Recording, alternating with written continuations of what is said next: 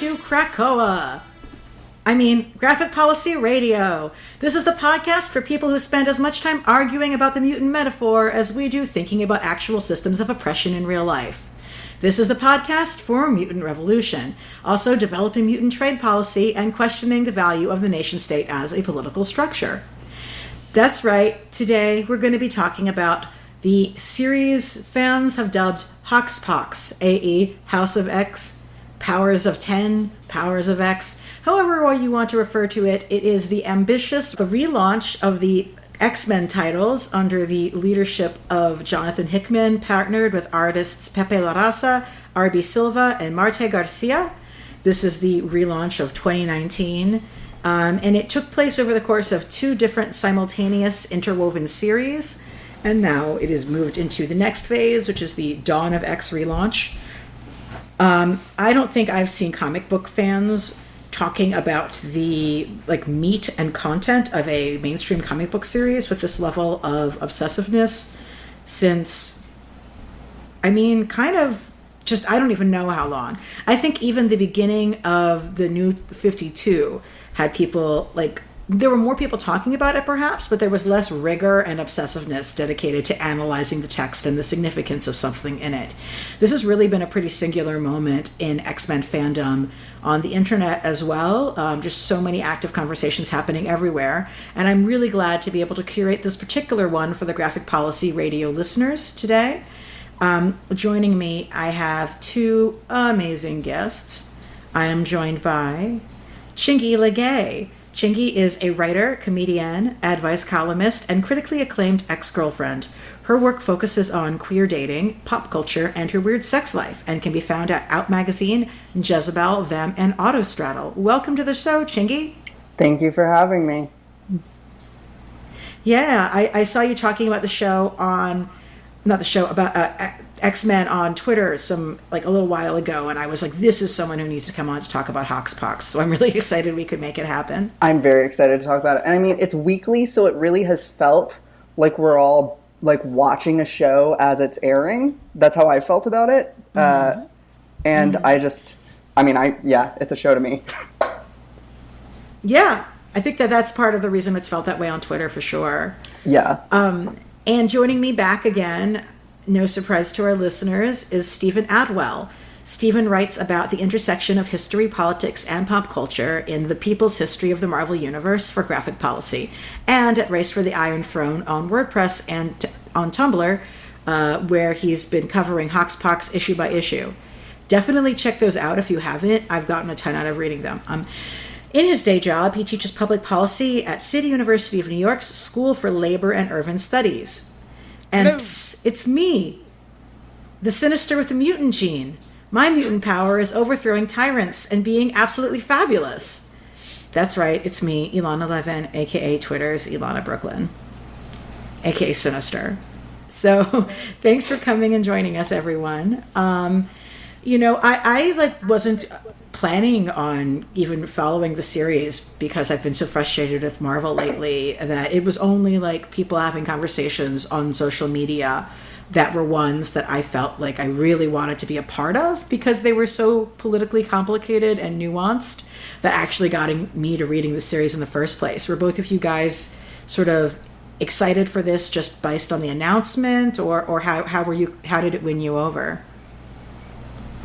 For me, I heard about it from the announcement because I basically keep up with solicitations every month. I'm a weekly comic reader, but I was a little bit nervous at first when I heard about it. I like Hickman's work. I haven't read all of it. I'm a big fan of his Secret Wars, and I've always been a big fan of X-Men comics, and I was like, oh, they're going to cancel all the main books and just have one book for a while, which sounded ambitious, and I instantly loved it. I was super into it. I have very mixed feelings, as a lot of people do, about the previous run of Uncanny with Rosenberg. It's a complicated run there, but I really like where things are going now with Dawn of X, and I loved the series. Yeah, that's very similar to how I feel, which is that, like, I had been not really enjoying X books for a while, like Death of X, Inhumans versus X-Men, Extinction, Rosenberg's run. Like, it was just getting depressing, and also, like, X-Men Blue and X-Men Gold had not really been hitting their full potential for a while, and for various reasons. X-Men Red had been kind of the closest thing to, like, really enjoying it. X Really comics. had, yeah. And, you know, I was really intrigued by the announcement. You know, I'd read some of Hickman's stuff. Like, I knew that if anything, like, it would... I didn't know whether I would like it. I just knew that it would be swinging for the fences. And it turned out to be, like, really, really specifically my jam. Like, you know, who else is going to write an issue of X-Men where they go to, you know, the Davos World Economic Forum and, like, we have a big discussion about mutant economic policy? It's yeah, I mean, we're like graphic policy, like that's our brand. Just like we want to have those conversations. But one thing I just can't get past though is like for me, the last X-Men comic I read was Leah Williamson and Chris Pachalo on Emma Frost Black, which the X-Men Black amazing, issue, yeah, one of the best Emma Frost comics. It was so good. It was like a single issue. It was like one of the best Emma comics ever. And I just kept thinking to myself, like, well, okay, so like as soon as I begin reading this new X-Men story, Emma Frost is no longer the Black King, which is something that like was the whole fight that, you know, that Leia wrote for her in her single issue. And I just kept thinking about like who does Marvel choose to get to tell their big flagship stories? Who do they give the freedom to tell whatever kind of big story they want? Who gets allowed to tell highly political stories and who doesn't? Like, Cinna Grace was trying to write a gay Iceman story, right? And, like, they're looking over his shoulder every 2 seconds telling him if he makes it too gay, they're going to fire him. And then Hickman... Okay, guys, everything is spoilers from here on out. Just know that we all like these comics. We think you should be reading them. If you haven't begun reading them yet, go for it. These are the kinds of X-Men comics where people go to Davos and have fights about nationalism. Anyway, here on out, there be spoilers for the whole Hox Pox series. Meanwhile, so Cinna can't even write a gay comic. Cinna Grace, a gay man, is not allowed to write a gay comic about a gay X-Man without people looking over his shoulder. Meanwhile, Jonathan Hickman, who's straight, gets to write a comic which basically, you know, puts it as canonically clear that Logan and Cyclops and Jean Grey are a throuple. Like, and he gets to write a comic that's extremely political throughout. And he gets to reinvent a line without, like, being babysat and, like, questioned the whole way through. And I think he's done amazing things with it, and he should. But, like, why is it only him who gets to do that? I mean, I don't even think it's just only him. It's just a recurring trend. I mean, who made Iceman gay? Bendis. Like, right. Who created Miles Morales? Like, all characters who have been, like, big political things. Like, white men are creating, like... It's great that they're doing this. These characters... It's not that it's, like, bad. I mean, the Iceman thing was a little messy. But the original 5 coming back was one of the... was actually what got me back into X-Men comics, and I actually loved it for the most part. A lot more than I thought time-traveling original 5 X-Men would please me. But, it's a running thing of, like, who are the ones telling the big stories with, like, the big arcs. It's usually, like, white or white passing, like, male writers, like, almost most of the time. Yeah. I mean, that's just part of a systematic thing, and hopefully that'll change with people like Leah writing. You know, and I'm glad he's using his power. Yeah. Like, I'm glad he's using his power for good, not evil. Lord knows. But it's just like he's able to make things way gayer than queer artists are allowed to. It's just like ridiculous. Yeah, I actually feels like I'm excited that Vita Ayala, Leah Williams, and Tinny Howard all have like X series coming out, and like are all queer creators who like I'm very excited to see what they do with X-Men, especially like I followed Leah's work for a minute. Her What If Magic is my favorite comic last year. So good. And I'm really excited to see the sequel with that Doctor Strange the End solicit.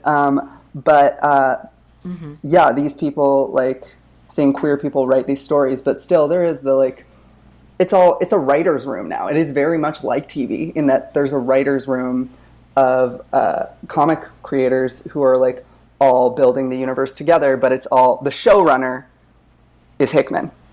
Yeah. I mean, the showrunner is editorial, but the creative showrunner is Hickman. True. Yeah, that was this isn't really a spoiler, and feel free to, cut this out if you like, but I did notice on the masthead of Marauders, right, Hickman has a very specific title, and it's not editor, but Head of X is kind of a statement. I didn't even see that. Yeah. Yeah. That's not a spoiler. Yeah, Hickman edifying as Head of X is definitely, like, that is what he says it is. Yeah, I'm trying to think. Like, So, have we had someone like that since Claremont? No. No, I don't think so. I don't think so. Like, I mean, Grant Morrison yeah, was I was about to just say Grant Morrison's the Morrisoning. I mean, I feel like the biggest reinvention moments we've had were Grant Morrison's New X-Men, and then, like, but he wasn't writing, like, a whole line. It was just one title that everything else was, like, chasing after to catch up to, you know? Yeah, that's what I was kind of thinking of, is, like, Claremont doing, X-Men, but also New Mutants, but also Wolverine, and also, Excalibur, but also playing with other people, so that, I mean, we forget, like, it wasn't just him. There were a whole bunch of other people, Louise back in the day. Yeah, exactly. I mean, Bendis had the All New and Uncanny going at the same time, which were, like, those two main X stories, and I don't know what the editorial situation was then, but, yeah, it seems like Claremont was the big example of the last time something like this happened.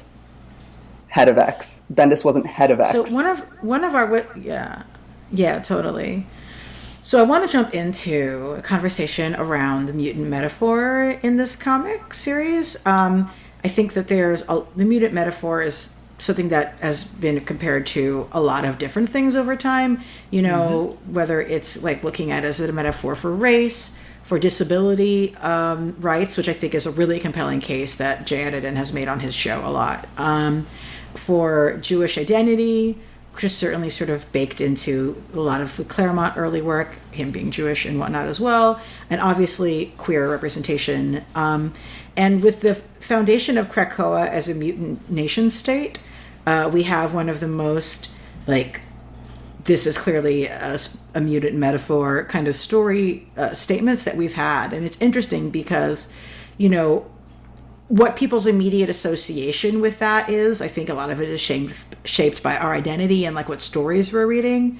So, it's just interesting to me because, like, some people hear, like, okay, the mutants are founding a nation that is, like, rooted in mutant identity. And, like, a lot of my fellow queers were like, yay, queer separatism, we're owning our own space. And I'm queer, but I'm also Jewish, and I deal with a lot of Israel-Palestine stuff in my life. So I'm like, oh no, Zionism, this is going to go badly for everyone involved. And so it was like, how dare you, Ilana? How dare you be concerned that like founding a country around identity could possibly have negative impacts on people?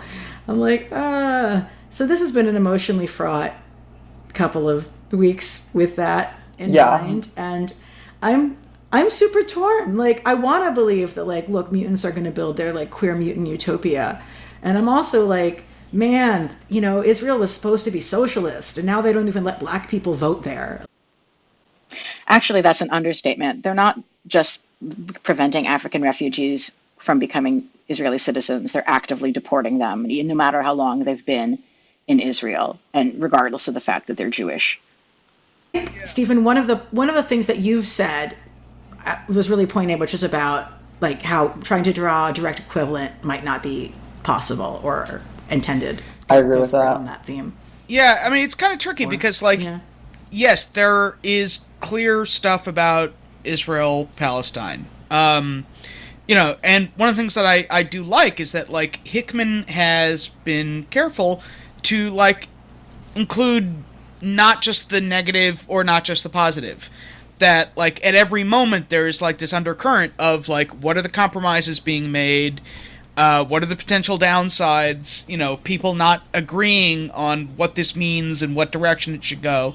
But I was also sort of thinking, like, the metaphor is could be a lot of things, right? We're used to Israel-Palestine because that's probably the most visible thing.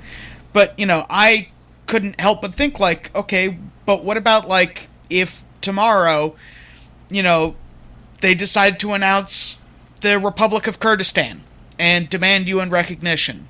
Or, I was thinking about the secession of Kosovo, or, attempts by Palestine to gain recognition at the UN. That, like, there's all of these complicated issues, or potential parallels to this, like, tricky question of, nations, nationalism, independence, and the recognition thereof. And it's really tricky, fitting them into just one box. Yeah, I think the mutant metaphor is, honestly, best when used loosely, just because it can apply to so many different things. And also, I'm going to just say, I love the idea of Krakoa. It has plenty of flaws in it, but, like, at its core, I think two of the biggest characters to become, that were, like, beyond tertiary, that are now central, are Moira and Krakoa. Mm-hmm. Krakoa is a character. Like, it's not like the city in Sex and the City is a character. It's like, no, Krakoa is alive. Krakoa has autonomy and is, like, in charge of what happens. Krakoa has bodily autonomy. And letting humans on Krakoa without Krakoa's consent is just a violation of Krakoa's consent. It's not, I don't know. I think that... You're right. Bringing it's not a colonized land. It's not a land that is in, like, a complicated situation between the people who are from there and not, because it wasn't a land. It was the island that walks like a man, Krakoa, who used to murder mutants and is now their home. I don't know. Yeah, I just think it's... Yeah, you raise a good point, because I was thinking, in my notes I have, how is this mutant nation different from all other mutant nations? And I think Krakoa is definitely a huge factor. I have the same note. Yeah, because, we've had Genosha, we've had Utopia, we've had New Tion. Like, that part of the story is not super new, but I think Krakoa makes it different, because it's not just the X-Men camping out somewhere, right? Yeah. Or, if they're camping out on Utopia, right? There's an underlying issue that, like, the Native American movement might have something to say about, like, reclaiming that particular island as your own. Or likewise, I thought it was part of Asteroid M. It was Asteroid M, actually. actually. It was Asteroid M. Oh, wait, hold on. Am I confusing? But it's still in the waters of... Right. Yeah. When was... But it's still on the waters off Turtle Island, if you want to put it that way. Yeah, I was going to say, like, I thought they were actually on Alcatraz, but I guess they were Alcatraz adjacent. Genosha has its own complicated... Apartheid, everything. Apartheid history and colonialism baked into that on, even before that. And, Krakoa also means that the mutant nation is weird and, like, sci-fi.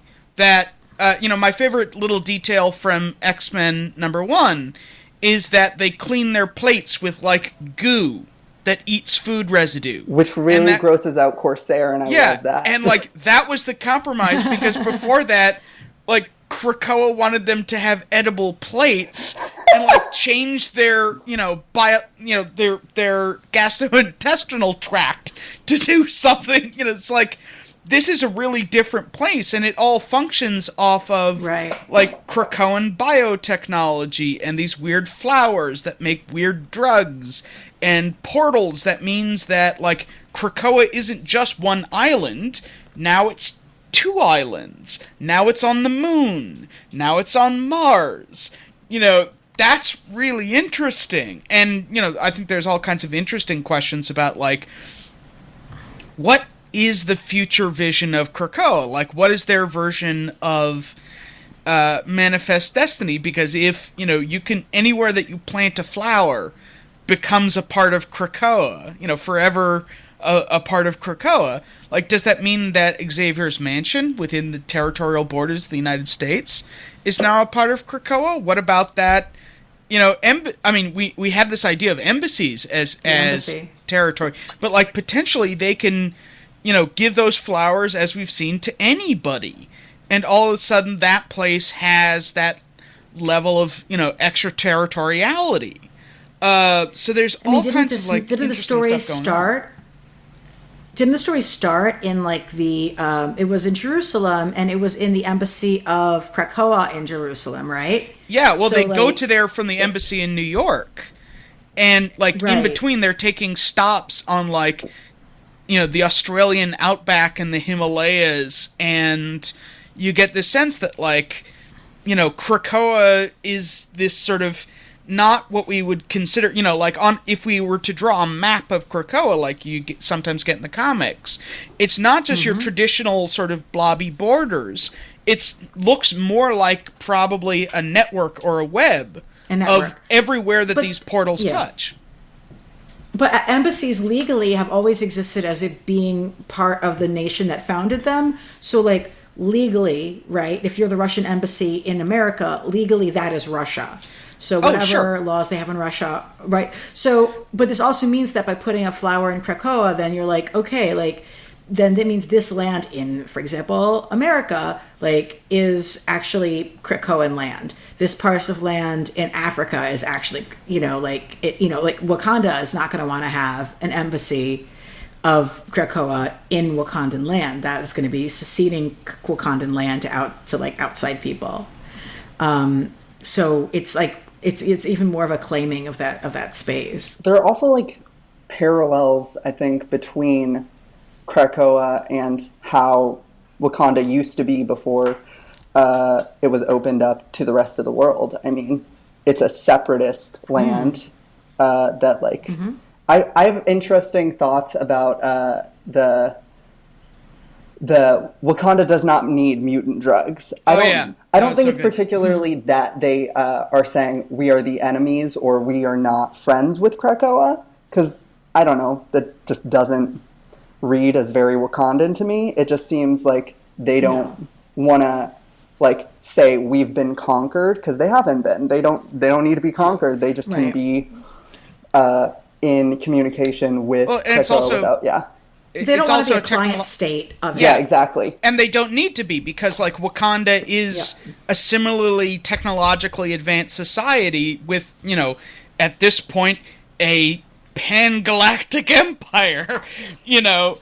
But what's really interesting is that's how that's how the Krakoan nation state now views them, is like, oh, you know, if they don't want our drugs, maybe they're not our friends. So you do get the sense that, like, one of the things that having a nation state and conducting diplomacy and having an economic policy and a national security policy does is it makes you a little paranoid. Right. Yeah, I can see that. It's interesting. I'm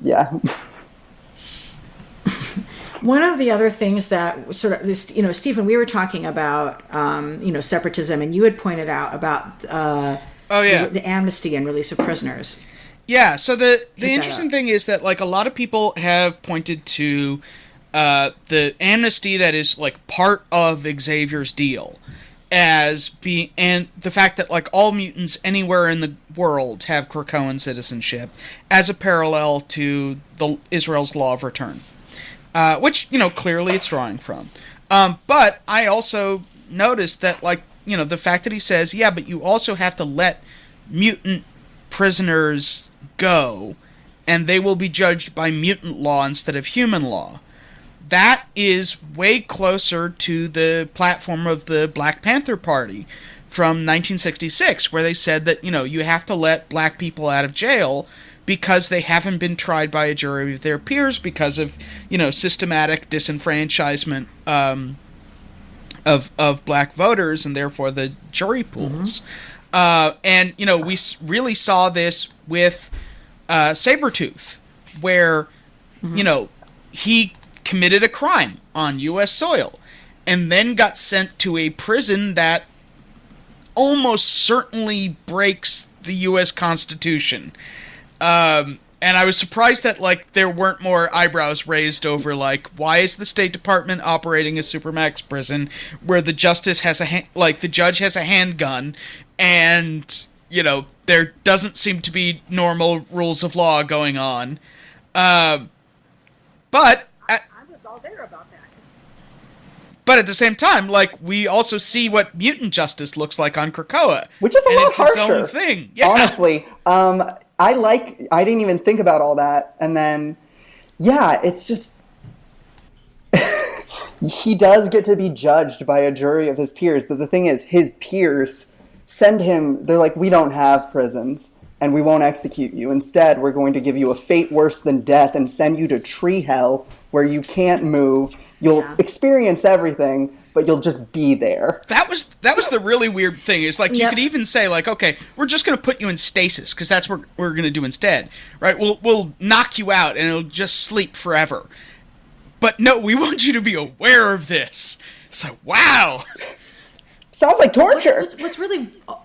It is. It is. So, at first I'm sort of yes, free all political prisoners, right? And then you're oh, you're actually not freeing all political prisoners. You want to have Mutant have control over political prisoners exclusively. And what was crazy was just seeing you have the so-called Quiet Council, of which I think half of them are villains by our definitions. It's a good amount of them. Ruling that Sabretooth, who is also a villain, is going to have a fate worse than death. And people like Mystique, is a villain who's done a lot of good things too. But there's also villains who just Exodus has never done anything good. Apocalypse has never done anything good. And you can make these arguments for saved the world. He saved Krakoa. Okay. Yeah. Sure. In the year zero. But you can make a big realpolitik argument for why you want them on the Quiet Council. And I want us to talk about the Quiet Council in just a little bit. But you can't argue that these are moral people who should be making judgments about prison sentences for people. So you're letting one group of villains sentence another villain to eternal suffering because he's less intellectual than they are, basically, is what I'd also point out, he did threaten to, murder all of the judges and their families. And eat their insides. All the time. That's his shtick. Yeah, I mean, it's his shtick, but still, you try doing that in a court, any court of law, and see how quickly. Here's the thing: they throw the book at you.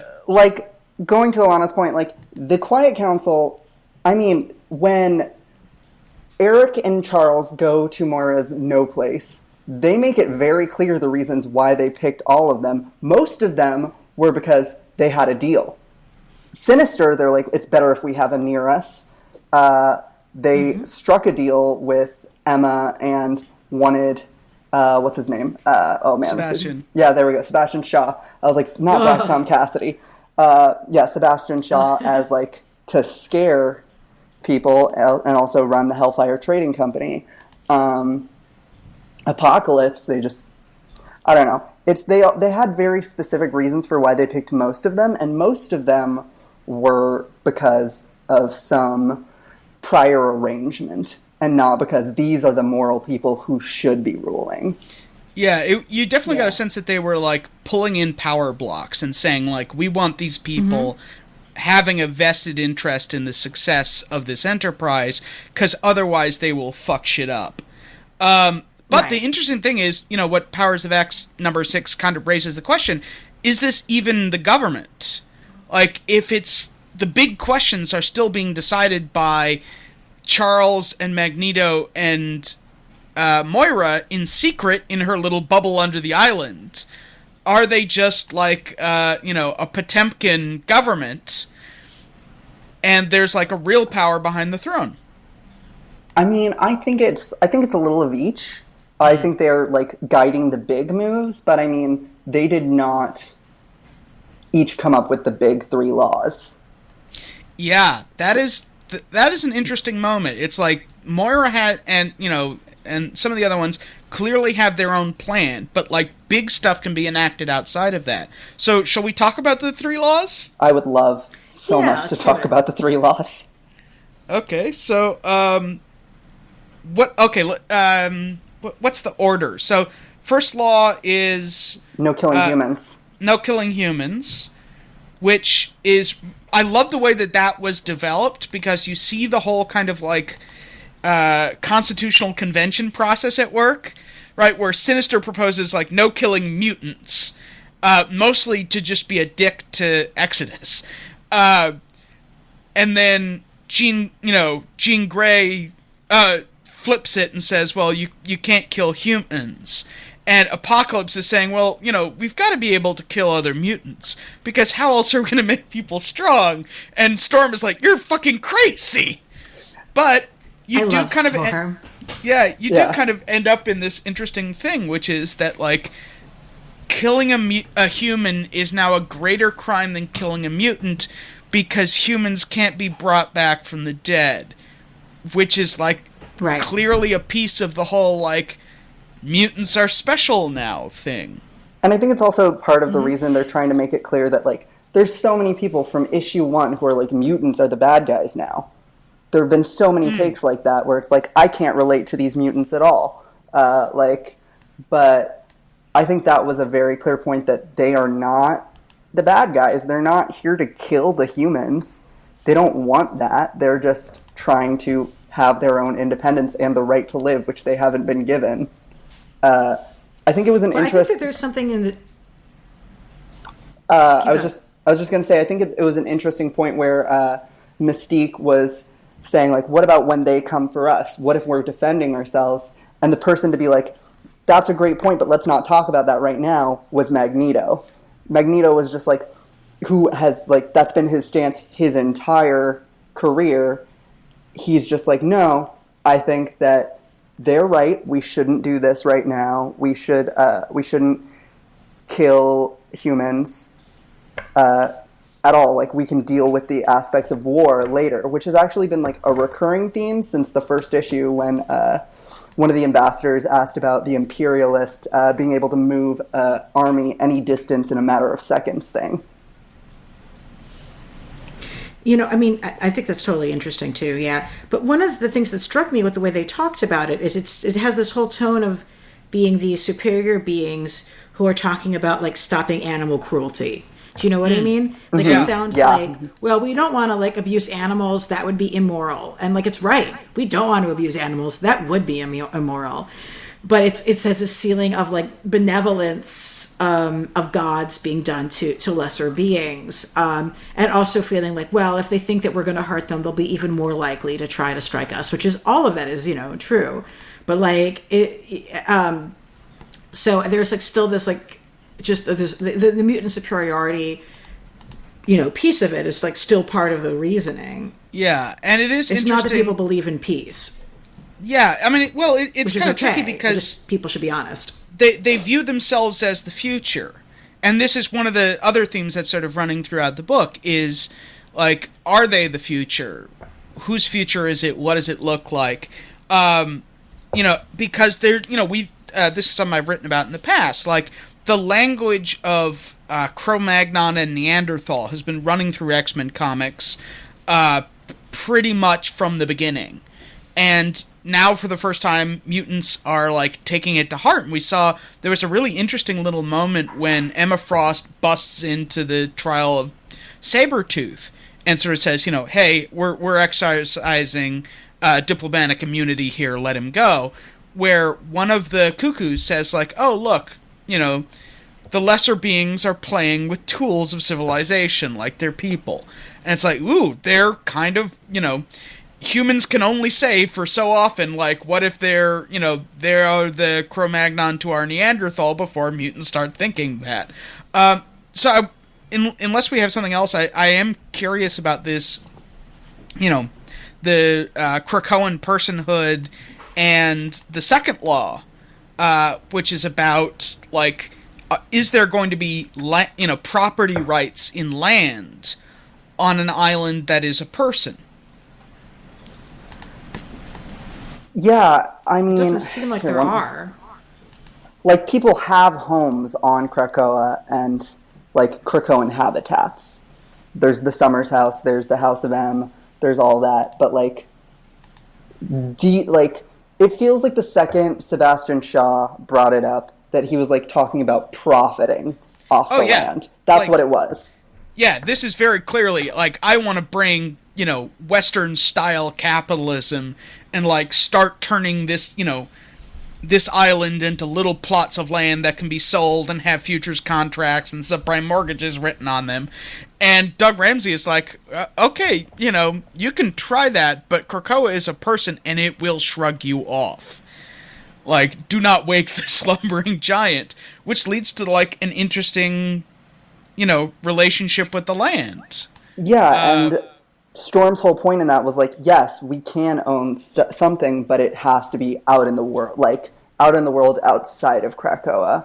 Or, like, I don't know if the habitats built on other places count as their property, or if that's still just, like, the part of Krakoa. Well, that's an interesting question. But so everything, Storm is just super on a roll in the Quiet Council. She's like the most on top of like her game person, I think. But I was going to say, but it's sort of like how people, that recent bullshit where people were like, well, sorry, I shouldn't say people, the recent manufactureversy in which like Fox News people were upset that Alexandria Ocasio-Cortez got like a haircut. And they're saying, see, like, you're not really socialist if you're going to, like, get a haircut that isn't $20 at Supercuts. And it's like, no, socialism doesn't mean we can't have nice things. It's like, Krakoa doesn't mean that you, like, can't have clothes. It means you can't own, like, land and take over other people's things and, like, have a subprime mortgaging. It's, you know what I mean? Like, I think that they sort of understand the difference between personal belongings and property and, like...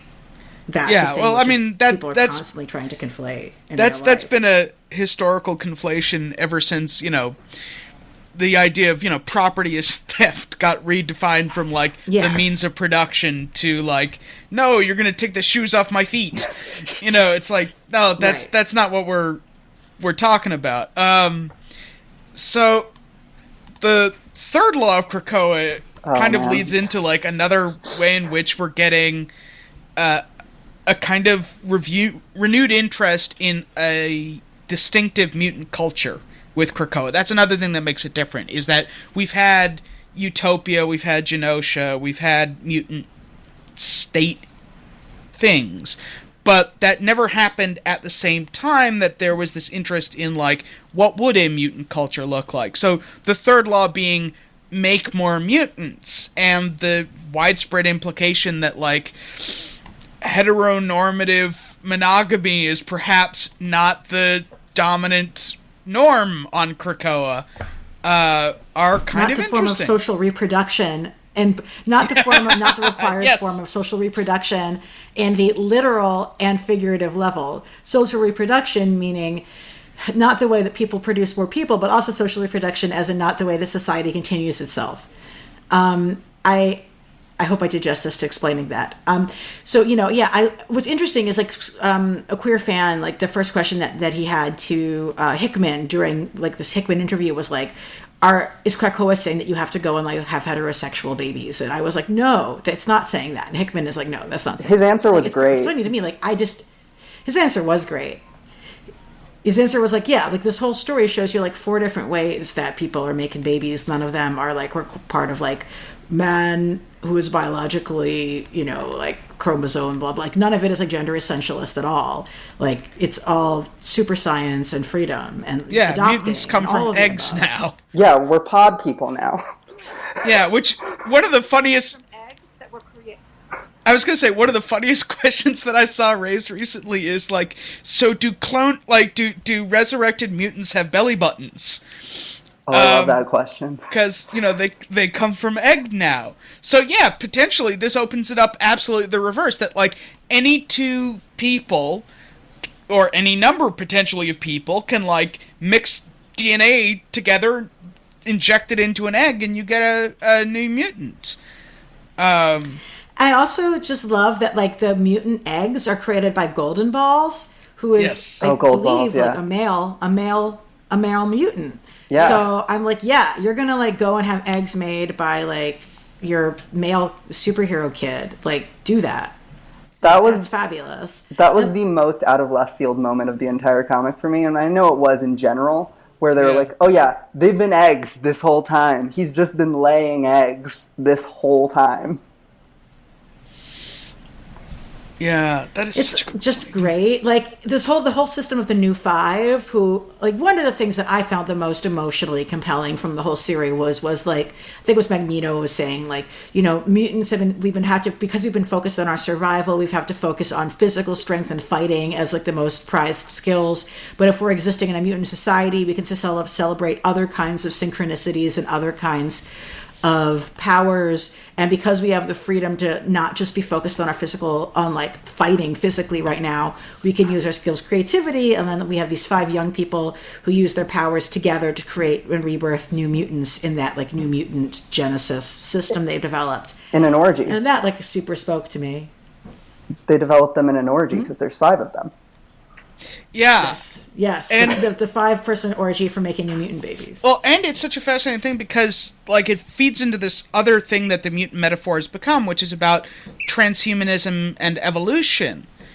Because, Krakoa is developed, in addition to having its own language, which has been really fun to try to decode, and having its own cultural mores, it's got its own technology that's all biotechnology, and we're starting to see mutants become these sort of bio-machinery and computers, and they're linked together in all kinds of ways. So we have the 5, right, and that's one bio-machine. Featuring 3 Omega mutants, which, as they described in the first issue, are the greatest resource, just going back into that biomachinery thing, the greatest resource of Krakoa. And then we have what I call CASA, like, the Krakoan aeronautics and space, whatever, where, like, you're linking together, the Cuckoos and Xavier and Beast and Trinary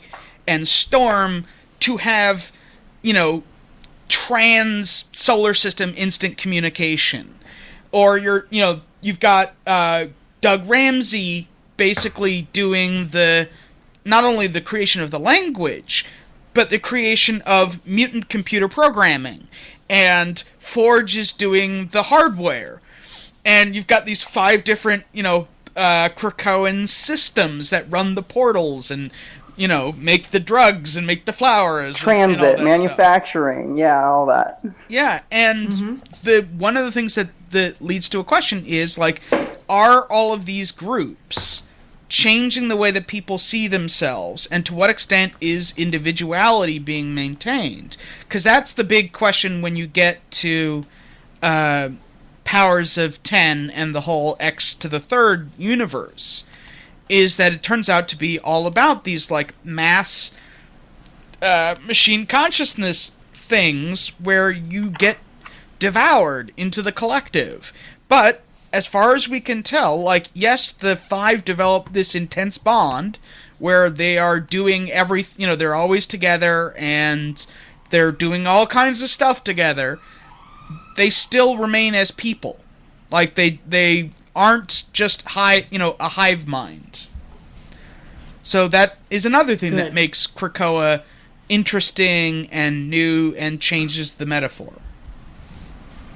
I would love to hear more stories from the 5 also. Yes. I also would as well. I am a big Elixir fan and a big Proteus fan. So seeing them both be used... I mean, the series in general has been great for putting mutants who have been, like, thrown to the side because their powers weren't interesting or they haven't been featured heavily in, like, other media. It's been great at utilizing them and, like, I think that's a big part of why so many fans have felt so seen in this. They're like, oh, look, there's Sync and Skin randomly hanging out at this party. Oh, look, Teresa Cassidy's back. Like, the whole, yeah. Yeah, and especially with Proteus, what I love was the way that Krakoa changes the context.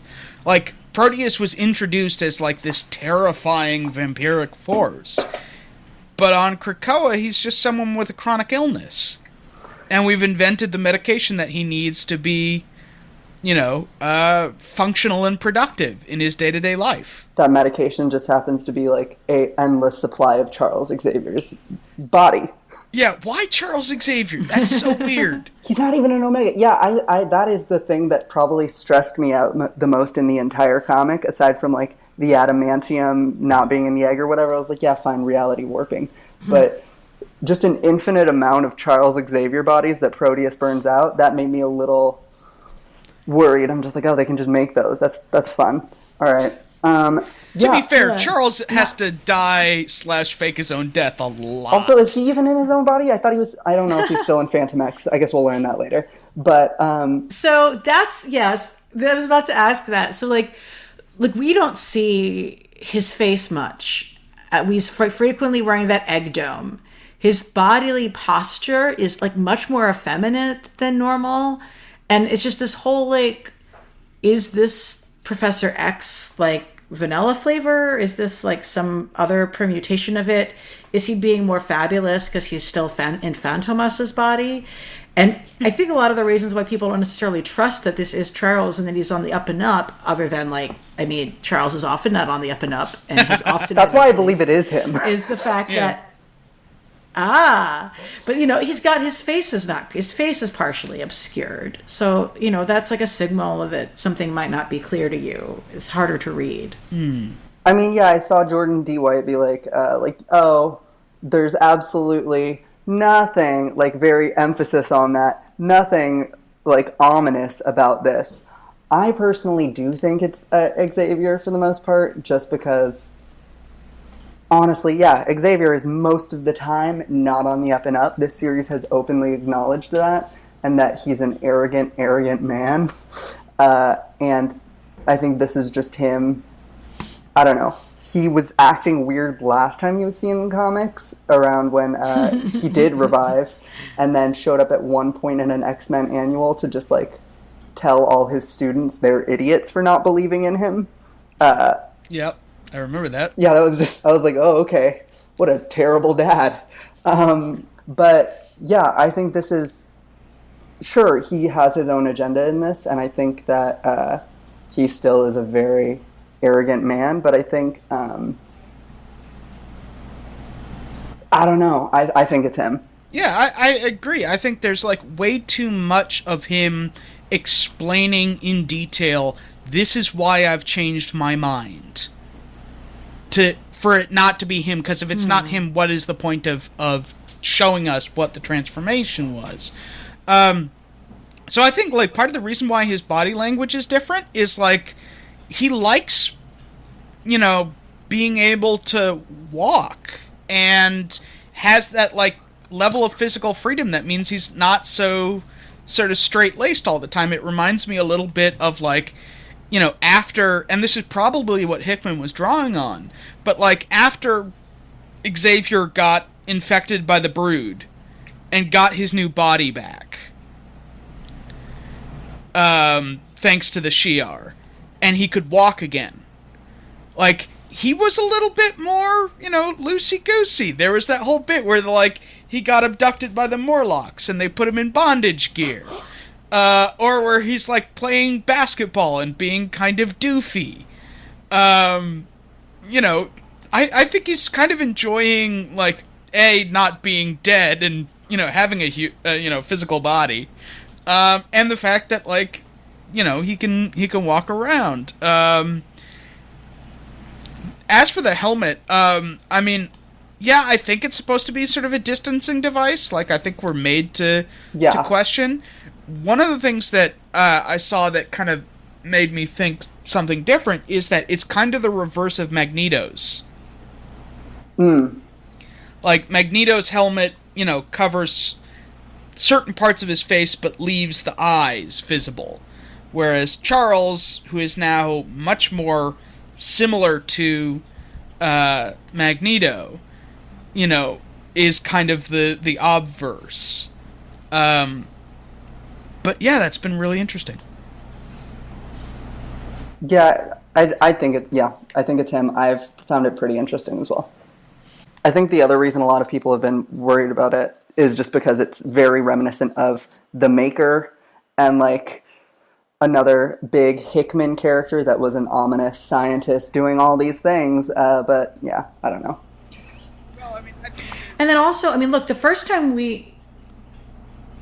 of the first times we see Xavier, he's wearing a Banana Republic style, like, colonialist showing up in Africa, Banana Republic, like, outfit that was the same one with, like, the pith helmet and the, like, khaki shirt and pants and epaulets. It's the same outfit that Cassandra Nova was wearing when she showed up to look at that Sentinel with Bolivar Trask, in New X-Men. I don't associate people wearing that outfit with good people, even without Cassandra.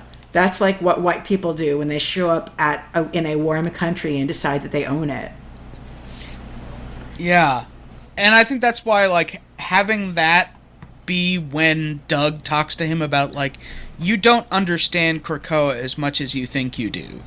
Like, you're speaking in, Pidgin, and, like, I can actually speak the language and understand the cultural context and the deeper meaning, and, imagine if Krakoa had not, if Doug had not been there. Like, right. You can't build an alliance with Krakoa on, terms where you're not understanding Krakoa.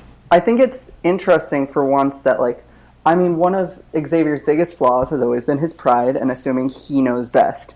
This entire series, same with Magneto, and now we see that same flaw in Moira. I think that what they're all doing, so much of Powers of 10 was basically in the X0 and X1 storylines are all about Charles seeing his blind spots and what he doesn't understand and what he needs others to help him with, because he doesn't fully get it. And it feels like that's been...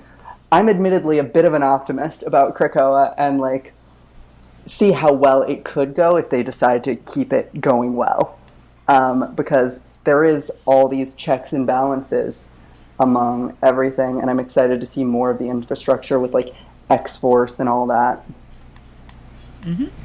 I'm happy to see Moira, like, be recognized as a huge power. Like, this is the first time that there's been a woman who's been positioned as being quite equal to, like, Charles and Magneto.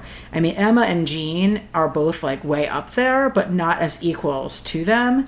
And having Moira be, like, brought in as, like, the third great power of, like, mutant philosophy is, like, pretty significant. And I'm excited that that was the one they chose to do it. I just hope that when they have her own series, it's written by a woman.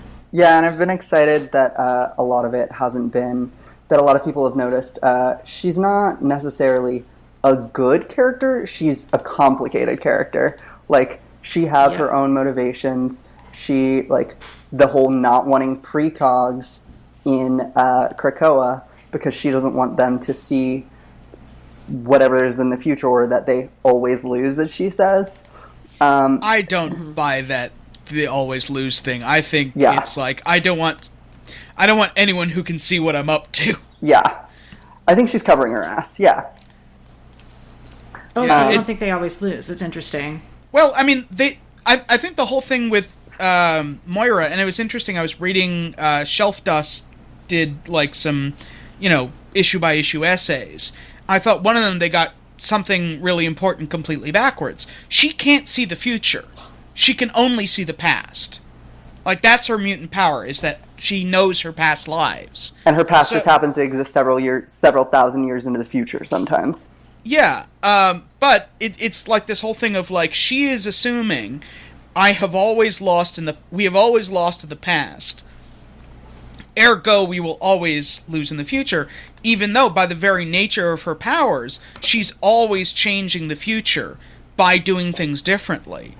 And I think there is going to be, like, an interesting moment where it gets to this thing of, like, does Moira know best?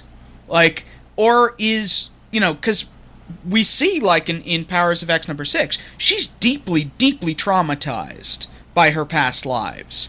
And she's in a very defensive position, as you might expect. Yeah. And what happens when other mutants come around who say, you know, you don't know everything. You need to let go a little bit. Let us try new things. Maybe the future will turn out differently. That's interesting. I really took We Always Lose at face value in the sense that in any struggle in which people are fighting each other over power and where nationalism is at play and therefore violence is part of it, we lose. Like, it was like, yes, that's right. And I just kept connecting it back to, like, you know, like, there you are. You've literally survived a genocide. What's the first thing you do? You create a nation state and, like, start oppressing other people. Like, that's just where my brain keeps being on it. Like, I was like, because they're always at war. Like, in none of these solutions, you know, and obviously, like, they're the ones who are being targeted, but, like, a real solution would be figuring out a way to wage peace. And that's why I'm excited about the prospect of doing these, like, you know, mutant commerce and mutant, like, these flowers and the drugs and stuff like that. But it's still one of, like, it's not about, I don't know, none of this is, ultimately, I don't think any of this is a utopianism that expands beyond the narrow borders of the community that it's most concerned with. I mean, it's not supposed to be. It's very specifically supposed to be a utopia for them, given that, like, it's like, it's a gay bar where they're, like, they have control of the guest list. They can invite people in if they want, but, like, they are all welcome there, and it's a sanctuary for them. It's not necessarily perfect. There's been, Hickman specifically drops so many, like, different kinds of hints that some things could go wrong, or he kept saying in that Adventures in Poor Taste interview, there's a story there. I see a story there. I don't want to tell you how this works because there's a story there, and that'll be a fun story to watch. And I agree with that. I think that overall, like, they do always, I think Moira's We Always Lose is based in her experiences in which she's died 9 times, and all of them were, like, over a different thing related to her rights being infringed upon. I think that it's less, it isn't them being on the run, it's them being safe and having a sanctuary and, like, being able to flourish without running, in my opinion. I mean, I do also want to talk about it in terms of, like, this is like an ethno-state that has been created. You know, like, we can see over time, you know, mutates, right? They're not the same as mutants. They were mutated by, like, at one, you know, I think Sinister has made mutates. The Grant, what's his name, from way back in, like, Jack Kirby's Thor stuff. The High Evolutionary? No sense and has a crazy hat. Thank you. The High Evolutionary. Yeah. He makes no sense and has a crazy hat. The High Evolutionary makes mutates. Do mutates get to go there? Magneto like, has as made refugees? Magneto's made some mutates. Like, who gets to define? And obviously, Krakoa being sentient, Krakoa gets to make a decision. But we see, and I don't want to go too much into this because it's going to verge into spoilers for a comic that's out the coming week. Like, what happens when Krakoa decides that a particular mutant doesn't get to be there? Or, yeah. I mean, already Moira's making those decisions. Like, already that's happening in the government with Moira saying no precogs, which means more than a couple mutants can't come there. And, like, I think that... Does that last? Mutates are, like, the Homo Novissimo are mutates, but also that's all most of the superheroes in the main Marvel universe are mutates. Hulk is a mutate, Spider-Man's a mutate, like...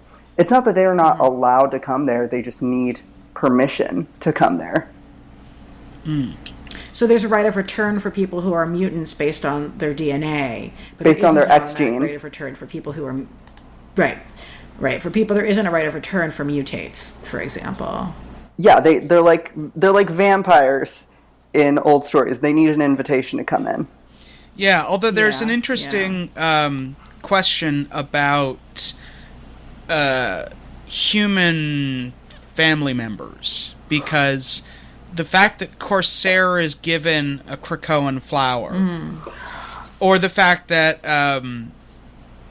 cut this out if it's a spoiler, but in some solicits we've seen Shigo living on Krakoa. I don't think that's a spoiler. That's fine. Meaning Jubilee's adopted son. Right. Right? So, Yeah. That's an interesting thing. It's like, okay, Krakoan immigration policy, right? Right. We have this one general law, which seems to be the bulk of it, but, like, there are going to be some edge cases. And there's a similar, we might want to get into this this question. Like, when Scott says to the Fantastic Four that Franklin Richards has family waiting for him on Krakoa, is that meant to be an exclusionary statement, i.e., Franklin's a mutant, he can come, you're not, you can't? Or, like, would they get to come because, of basically chain migration through him? Family reunification. No, I saw policy. that. Yeah, I saw that as him telling Sue Storm that that Franklin is a mutant, and mutants are his real family, and because he was angry at Sue, and I thought that was also the political point that he was making. Yeah. Yeah, I don't think think he's inviting the Fantastic Four to come. I don't think he's inviting the Fantastic Four either, but I don't think he's saying never come to our island. I think he's saying your son is one of us, he's welcome to be with us. And, like, he doesn't necessarily have to invite them. He doesn't owe them an invitation. No. But I also feel like but I also feel there's a subtext of, like, and we will understand him the way you never can. And it's sort of like, I want Franklin to say that to his parents. I don't know if it's Cyclops' place to say that to his parents, but it's certainly Franklin's place to say that to his parents. Do you know what I mean? Like, I do, yeah. I think it was Cyclops just wanting to be shady. Because he's, like that. So I don't know. I guess it's sort of like, I just worry with any, like, particular, there's such a, histories of separatism are always complicated. And, like, because somebody's making a decision of who's in and who's out. And I'm happy to, like, say no straight people. But, like, sometimes people might look at me and think I'm straight and I'm not. Like, and that's what I mean. Right. Yeah. But the X gene. Like, yeah. I mean, like, I'm not discounting your experience at all. Yeah. Like, I totally understand that. Yeah. I'm like, that's why I always think the mutant metaphor is, like, really best used, like, loosely, because sometimes they're talking about humans as, lesser beings who, like, are like, don't do animal cruelty. Sometimes they're dating humans. Like, it's not them dating an animal. It's loose. I want to key in on an interesting thing that just popped into my head.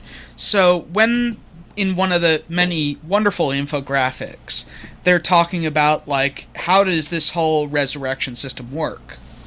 Or in another one where they're talking about, like, all of the mutant genocides that have happened. The way that they talk about mutants who got depowered is really interesting. They basically sort of say they've been made, like, not mutants. But the, like, presumption is all of those 1 million people who got depowered without their consent get to become mutants again effectively by being killed and resurrected, which is that's a whole nother philosophical thing. So many implications. But it is, like, suggesting that, like, even if you're a mutant who's been depowered, like, you can come, we will give you your powers back, you get a new mutant body, like, that's part of it. And there's even some weirdness with, like, this was revealed in an interview, but you can sort of see it on the page. Warren can shift between being, white dude with feathers to blue dude with metal wings now. And that's always been an interesting thing about, for like, a while.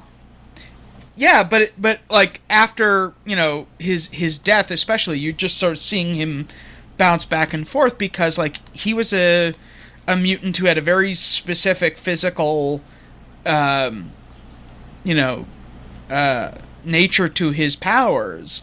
And then there was that whole thing with, like, okay, once he gets the metal wings, you know, is do we see that as a prosthetic or as a part of him? And there's, like, a suggestion that's in his DNA now, too. Yeah, it's like the death seed is a part of his DNA now.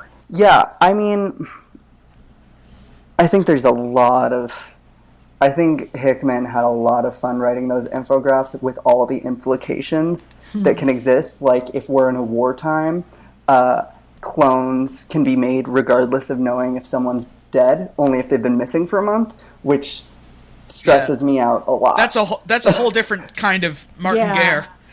Yeah, I mean, for a while, Angel Warren could, like, his mutation has been really weird, where it, like, changes who he is because it's part of not just his mutation anymore, it's part of the death seed. And I think it's, like, I don't know, I'm jumping around a lot. I always forget, do the depowered mutants still have their X gene? It just doesn't work. I always thought that they still had the X gene. I think so. So they're still, like, allowed on Krakoa, they just can't, they don't have their powers. But yeah. Well, and yet, I mean, it seems like there's some sort of procedure that they can, you know, because they're on the list, right? Yeah. You know, they've got a list of 16 million people they're going through, and clearly, you know, they're one of those. I mean, there's a whole nother interesting thing about, like, the desired state that they want to come out in, right? And, like, all the many, because that was also a question they asked Hickman. Yeah, there was, like, talk about, like, augmentation and being, like, beyond being at your best, like, changing certain things. I don't know. I think I don't know if you guys read Uncanny, Rosenberg's Uncanny. A little bit. I dropped out of it. So, sorry if this is spoilers, but as it is the run right before this. It's fine. Do it. Cyclops has one of his eyes shot out. Oh, yeah. A bunch of different stuff happens that hugely alters characters' physicality. Emma gets a partial lobotomy. It gets really, really dark, and all these characters change in major ways. And so for them to have come back in the state to be in the state they are in House of X, if this is to be believed to be the same thing, it would be the same thing you're saying, Stephen, about, like, how you have to be killed to get back to that state of self. Yeah, and that was the, like, interesting question that a lot of people noticed when, like, the Strike Force gets brought back from the dead after their trip to the Soul's Forge. Their field trip, yeah. Yeah, where, like, Cyclops, you know, even though he's in a new body, he needs the visor again. Now, is this because, you know, in the way that it's been done sometimes in the past, that he's got a psychological block, that, like, he's literally, you know, repressing his ability to, like, control himself? Or is it that, you know, his quote-unquote desired state includes a brain injury? Right. Which, you know, has also been part of continuity. Which is also interesting that they started with, the new X-Men with, or not new X-Men, but the issue of X-Men last week with Scott, like, getting to see for the first time through his ruby quartz glasses given to him by Xavier. Yeah, and he definitely doesn't have the, like, scars around his eye socket now. So yeah. He's got two eyeballs. He definitely has two eyeballs. Yeah, which makes his name all the more ironic. It was really funny when it happened. I was like, oh, he's actually a Cyclops now. That's great. Love that. Yeah. Oh, man. That's brutal. We haven't had that since Age of Apocalypse. Yeah, there's just so many implications with this whole cloning thing and just everything he put in there that it's very well thought out. Well, I think that, like, you know, obviously, like, one of the big themes about what the humans are up to always is, like, transhumanism, and, like, it's, you know, humans are willing to, like, integrate their bodies with machines and give up all kinds of freedom and give up all kinds of privacy, like, just because of the fear of mutants and the fear of the other. And, like, somehow machines are less scary to the humans, for, like, the man-machine alliance than, like, bonding with other with like mutants would be to them. Yeah, I mean, that was... Humans keep defeating themselves. Like, humans never miss an opportunity to miss an opportunity. Yeah, that was like, it was a funny moment, but it's also like, if you think about it, from X-Men #1, where like that guy decides like, no, we're gonna turn everyone into giant gorillas, rather than like just lay down our guns. Rather than accept evolution as being real and happening. Yeah, like all these supposed, scientists, and like, it really is interesting. None of them ever thought like, hey, CRISPR exists. Like, why not just turn on, why not just turn on the X gene of everybody? Like, why is it that the default is always like, we've cured mutancy? Why do we go to the lower baseline? Yeah, I think the Orkies are... Is that... what I'm like, Orkies... Yeah, Orcus, I don't know. Yeah, I think they're Yeah. I think they're an interesting villain. I don't know if Killian Devo has showed up before X-Men 1. There's some question about whether he's the other Devo, who was like a Shi'ar Death Squad leader, who like helped to kill Jean's family. Oh. Who had a similar design. Well, yeah, I mean, he was actually just in Devo. He was in the band, yeah. Yeah. But the whole like, are we not men? We are Devo, like being from one of the Devo songs. Also, Devo referring to the other people as spuds perpetually in their lyrics. How did you both feel about the newest issue, X-Men? I thought it was really interesting. I mean, I've got no idea what the pink crystal is about. M'Kron, maybe? Yeah. Or Nimrod, or something sinister related. Could be many things. But I did think it was interesting. Like, we've seen, especially in House of X #3 and 4, right? There's this whole logic of, like, ratcheting retaliation. If we were going to tell, remember how we were talking earlier about, like, the metaphor can be so shifty. Like, any potential ethnic conflict you can layer in on this, where, like, retaliation becomes justification for, even more retaliation down the line.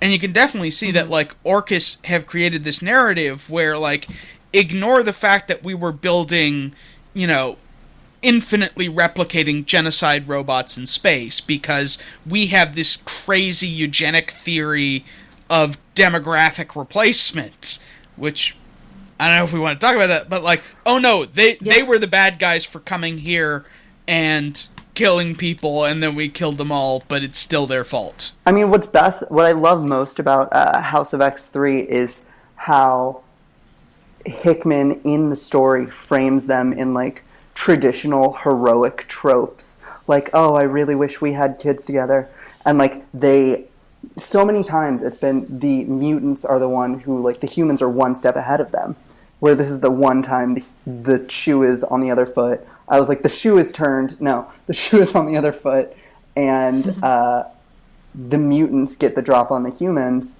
and they're unprepared, and it's like an underdog situation, and there's like a bold, noble sacrifice. But it's really, no, you guys are like genocidal. This isn't noble. You're just like, it's just all about the perspective of it. And I thought it was like really interesting that Hickman decided to frame it that way. Yeah, no, I love that he's like, let me tell you about like their broken love of Gregor and Mental. And it's like, yeah, these monsters who are working with the white supremacists of Hydra are also people. They like to think they're people just like you and me. And like sort of like trying to be like, hey, these people, like, they're definitely the hero of their own story. They just happen to be really super wrong.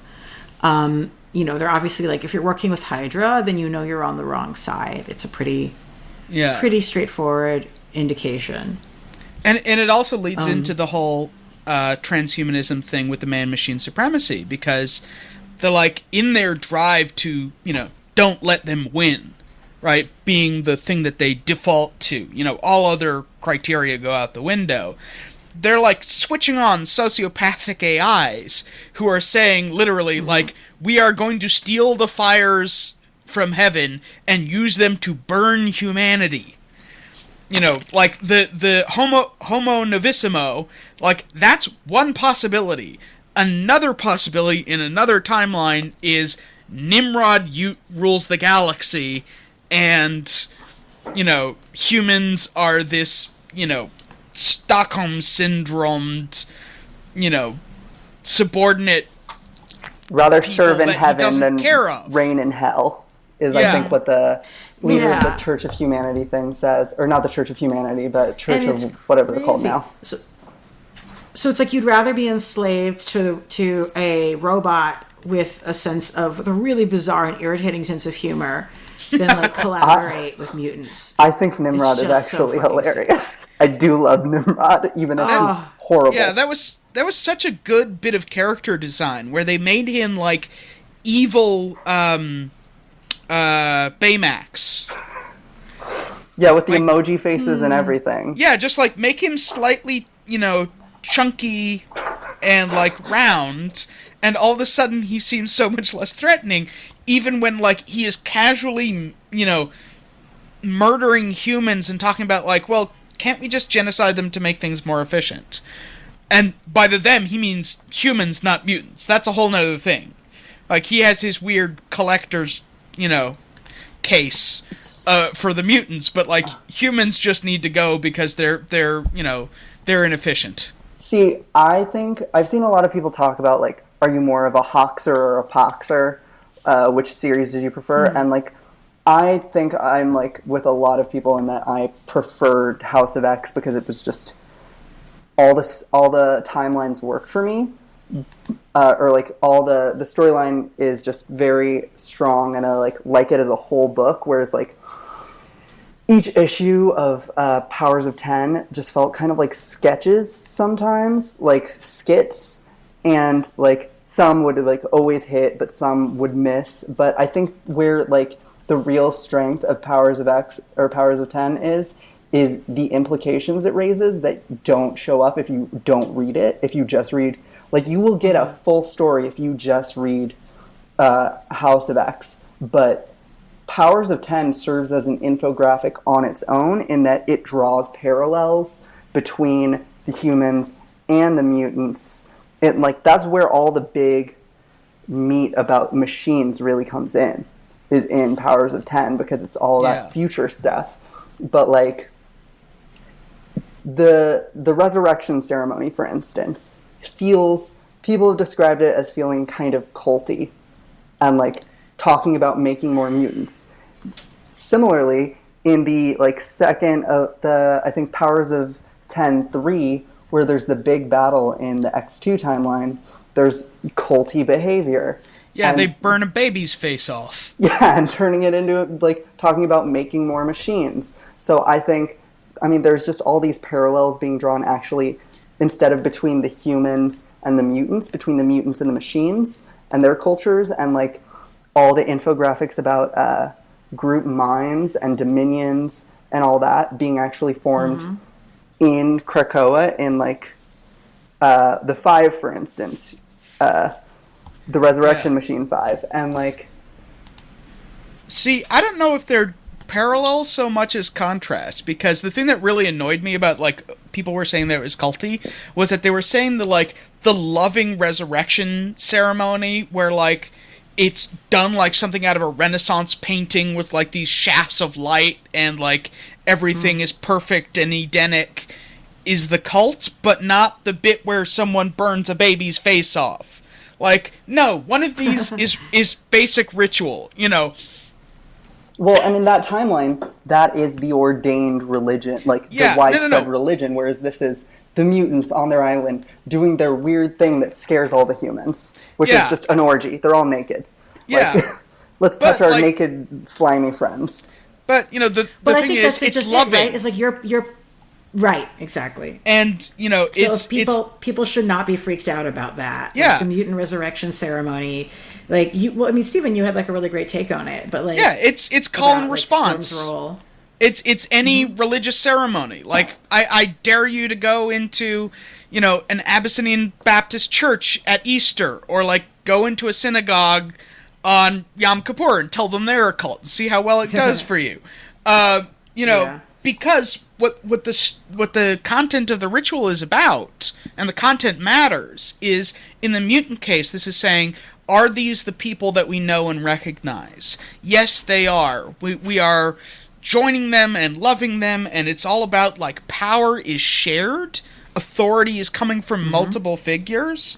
You know, Storm is kind of leading the ceremony, but you need the audience of mutants to say, yes, we legitimize this, but you also need the response from the individual. Whereas the Machine Church is like one dude saying, bow down, feel bad. Right. Let me indoctrinate you into becoming a slave of a machine that, like, despises you. Yeah, in one situation, it's recognizing identity within a community, whereas the other is you are literally being assimilated into this greater whole, and that happens more than once, also with the X3 timeline, where it's the phalanx, where it's like, you need to, like, the only way you can really live on is through this larger thing that you need to assimilate into. You can't be yourself in it. It's even worse, because the quote from the minister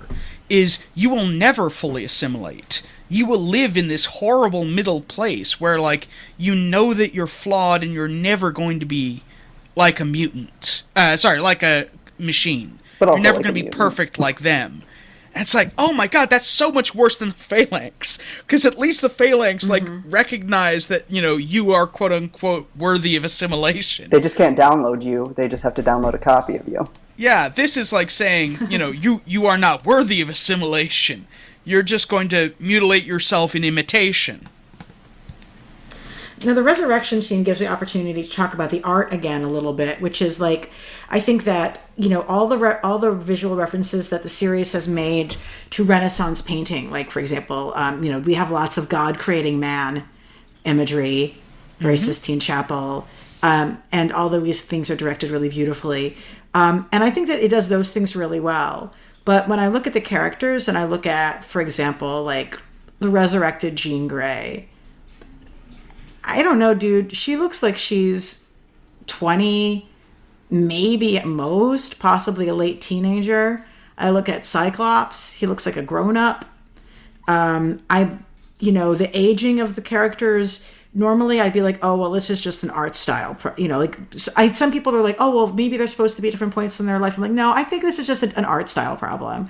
For all of the artists working on this, I think that, like, the best look for men is in their 30s and the best look for women is in their 20s. I think that that's really stupid and very common. Yeah, I definitely would agree with that. I mean, also just the fact that she's Marvel girl still, because that, like, the portrayal of Jean in this comic has been talked about by a bunch of people as, like, not being the best. I mean, she's, like, helpless during the mission when she has been, like, even without Phoenix, has been a super powerful, she's an Omega level, like, and, like, is the most helpless on that mission. Your point about how she looks, I also think it's interesting that, I mean, Jordan Dwight has said, second time just talking about the editors and meta stuff, but he's like, he always permanently sees Cyclops as being like 25, whereas Hickman sees him as being like in his mid to late 30s. Yeah. Right. And acts like he had. Cyclops acts like he's in his mid to late. Like, he just is. Yeah, but I think he was like in his mid to late 30s when he was 15. Yeah, that is true too. But physically, like, he just is. He's older, you know. So, I mean, it helps that he's like super jacked. Like, lots of men are at all different ages, you know. Well, I'm just saying it makes him look slightly older. That, like, if we saw, you know, '05 Scott, right? Who really did earn the nickname Slim. And you put him next to Jean Grey, you wouldn't necessarily say, oh, one of these is older than the other. But, there's something about, Scott being super jacked and Jean not. But I agree. I don't think Jean Grey has been written nearly as well as other female voices in Hoxpox. Moira is way better. Emma is way better. I mean, they did the justice of giving her a particularly iconic hat and earrings in that, which I was referencing other Moira. Moira is a woman who has worn berets before, and they were right to choose to give her a beret in that, so we could keep track of the fact that it was always her, and that really just impressive issue of I think it was House of X2. Yeah, but Mod Moira. So the thing is that Moira also looks like she's about 20, and I just think this is another case of art, basically of sexism in art getting in the way of storytelling. We shouldn't be sitting here guessing over how old people are supposed to be based on the drawings. Yeah. That artists should be able to draw women looking the age they are and have us not just try to guess it out. So, I think the art has been strong in some ways and not in others. The color work has been great and also consistent, and I'm glad that they've had the same colorist working across the different books, the same color team, I should say, because that's been part of the reason why it's had cohesive. It's looked really consistent on that end, yeah. I have been a big fan of, in general, I very much agree with your criticism on, the aging, which is just atypical. One of my biggest issues in comics is when She-Hulk is, on a similar note, drawn as, just kind of looking like a bodybuilder rather than an actual Hulk, which is why I've liked the later run of the Avengers for that part, in which she is an actual Hulk. That sexism issue is of how people are drawn in comics is consistently frustrating sometimes. But overall, I did really enjoy the work of the art teams on this. I think having two artists with similar styles, coming from the same school, I think Oliver Sava at AV Club made a tweet about how both of them are definitely from the school of Stuart Immonen and their styles going in differing directions, and I really liked that. I think Laraza was the best one for the Renaissance style of so many scenes in House of X, whereas Silva's more straightforward style really worked for Powers of 10, but was inconsistent sometimes. And then in House of X #1, one of the things that I really noticed is just wow, a different artist makes a huge difference with how we interpret expression, and the way that you can draw eyes differently to either get a huge amount of information or not. Really stood out to me. It was just kind of I suddenly am not quite sure what say Scott is feeling, or what Jean is feeling, even if she's being drawn to be way too young. The difference between there's this artist has drawn tears in their eyes, so I know what they're feeling. Yeah. And this one, it's just it's a face. I don't know what the face feels. Yeah, I think one of Silva's best moments in Powers of 10 comes at the very end. That scene of right after that beginning scene where they're at the fair, and it's the Moira X timeline, and Xavier sees everything that Moira showed him, and over 5 panels you see Xavier's expression change to one of absolute terror and pain. I thought that was so beautifully done. I think that was one of the high points great. artistically of the series, doing with so much with so little.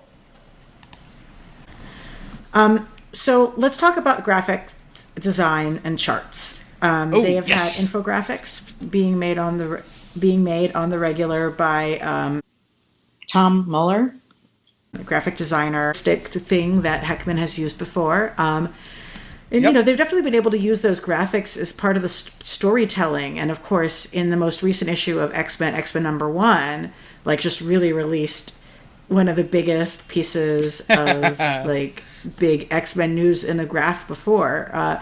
So what did you guys think of using the infographics in the series? How do they work for you? What are your favorites?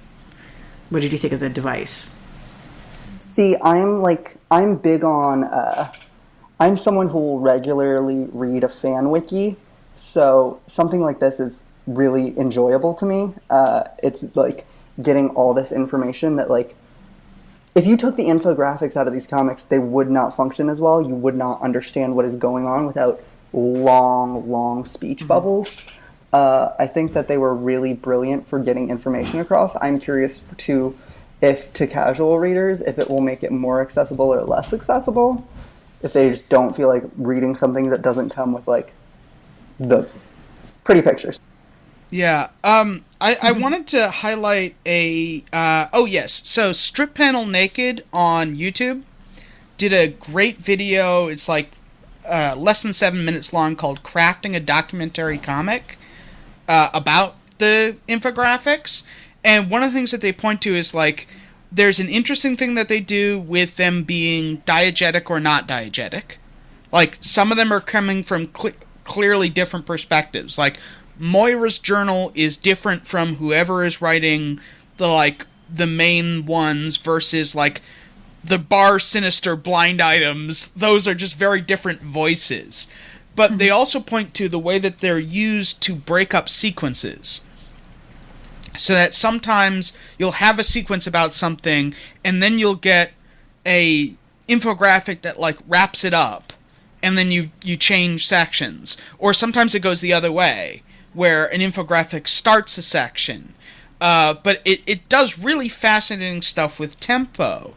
And it's also, I think, a great way to, like, bring in information that could potentially be not everyone's cup of tea. Like, it avoids people sitting around and talking all the time, but is really important. Like, you know, the most sexually charged architectural diagram in comic books. Truly, madly, like, deeply. That's a whole thing where you have to, like, look at the diagram, look at the caption, recognize what the difference between a wall, a door, and an open passageway looks like on that diagram, and, you know, out pops a throuple, you know.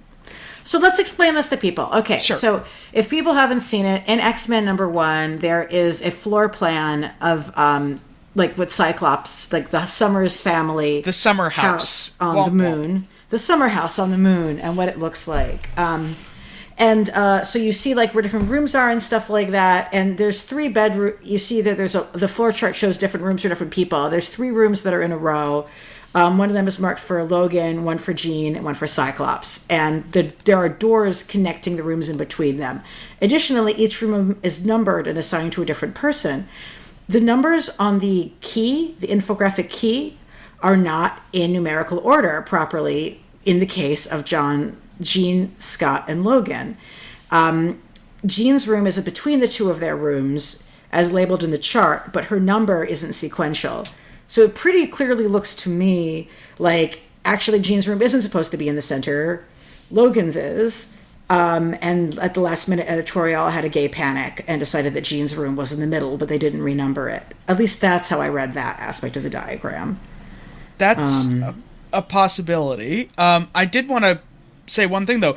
They're not actually connecting doors. We know what doors look like in the diagram. They're open passageways. Oh, man. And that really changes that things. Because that's like, it's not just an open marriage, you know, or it's, a V-shaped poly relationship. Like, they're very comfortable with listening, you know, at the very least, listening to one another fucking.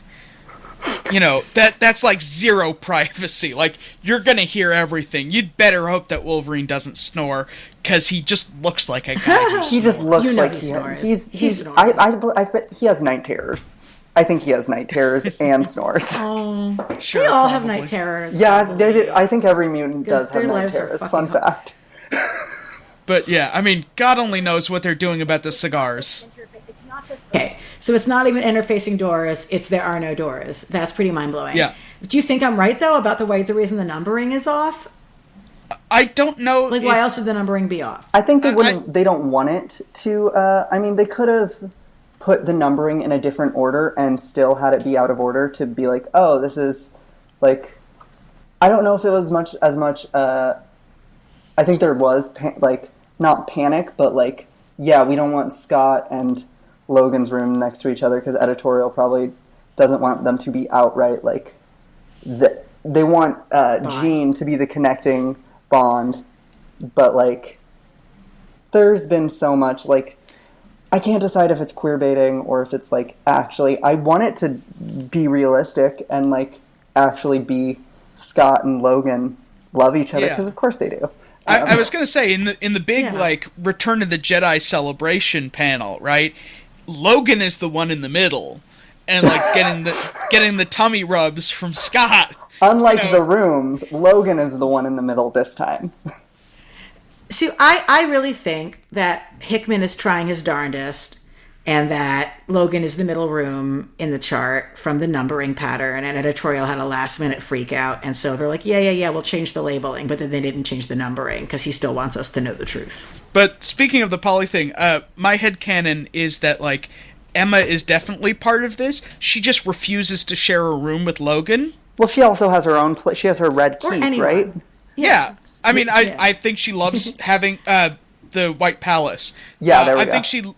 I think she loves having her own space. That's an important thing for her. But I think it's also like, you know, if they were like, you know, hey, come on up to the house. She's like, you know, look, I'm happy to do whatever, wherever, but like not in the room that Logan smokes cigars in constantly. That's not happening.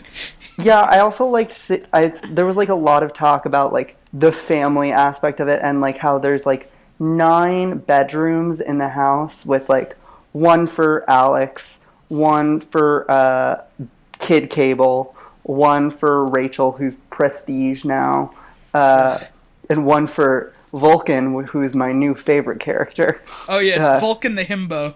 Yeah, Vulcan the himbo. He's still evil because of what he did to Logan Steak. But anyway. Steak. I agree, Chingy. It was really upsetting. I was like, do not make his steak well done. Anyway, but yeah, the empty rooms, like, it brings to mind sleepovers, and like that's where they can go when Scott, Jean, and Emma want to have some time together away from Logan's cigars. And I don't think he eats ribs in bed, but like in his room, there's definitely like he has like he has like how some people have a wine cooler. He definitely has a barbecue sauce fridge. Like that's just a thing Logan has that you need to accept. Oh my god. Yeah. So actually, here's a serious question. One of the things that people who are no fun have been complaining on the internet is that they think that all of the X-Men conversation online has just been people being thirsty and people being horny and like, why is everybody talking about sex? Why is everybody talking about, you know, mutant orgies, and like they view it as being outside of the story in some way. And I think it's pretty clearly not outside of the story. I think it's pretty clearly inside of the story. Oh, it's implicit. And part of the re-envisioning of like mutant society is to like not have like oppressive, puritanical, you gotta bone. It's the law. Norms. It's the law. Yes. Nightcrawler said it's law, so it's law. I mean, like, yeah, no, the horniness of the series is in the series. It's not like when Batman Damned came out, everybody was being horny about it online because, oh look, Batman's dick is in a comic. With this, it's like, but it wasn't a sexual situation. With this, it's implicitly, we need to make more mutants. You're seeing all these characters who have had like these complicated like love squares, love rectangles, like interacting in like affectionate ways. You're getting outright like basic like in the Sinister Secrets. There's one all about the quadruple, and like being like, what if they just stopped, you know, arguing and actually just all got along together. Like there's all these implicit references to sexuality and like different ways of loving and like community there. Like it's pretty implicitly horny. Yeah, I was gonna say, like, one of the people being thirsty on the web is Jonathan Hickman. Like, he's the guy who wrote the tweet saying a group of mutants is called an orgy, and like showing the photo that a picture that someone had drawn with like Emma Frost with a sign saying "I fuck redheads." Like, oh, I didn't see that one. I love that. Yeah, But- like I didn't see and that. Jean I need to and see that Emma for that. also share a beer. Like Yes. So there is a happy. very horny So community happy. that includes the creative team as well as all the fans. So, and hey, it's not like that hasn't been a part of like X-Men fandom since Claremont either. Yeah, I'm like really interested and hoping to see a lot. Like, I'm like not getting my hopes too high, but I really am like hoping to see more like implicit queerness in these comics. Again, with everything Hickman's done so far, and having a creative team with like 3 different like out queer creators, and just like, I think my big hope really is I'm really happy that Magic Ileana is like a captain in the now Krakoan military. I really hope she is made canonically queer, because I think it's been a big thing in fan communities that she's just gay. It's just Magic is gay. That reminds me, I have a question to ask when we stop recording. Oh, okay. I love that. And speaking of which, though, like, I mean, but meanwhile, like, I still, we have Emma flirting with Kitty, and with Kate, and it's a beautiful thing. In the future issue I guess coming I'm not out, going but like, to ask. I think.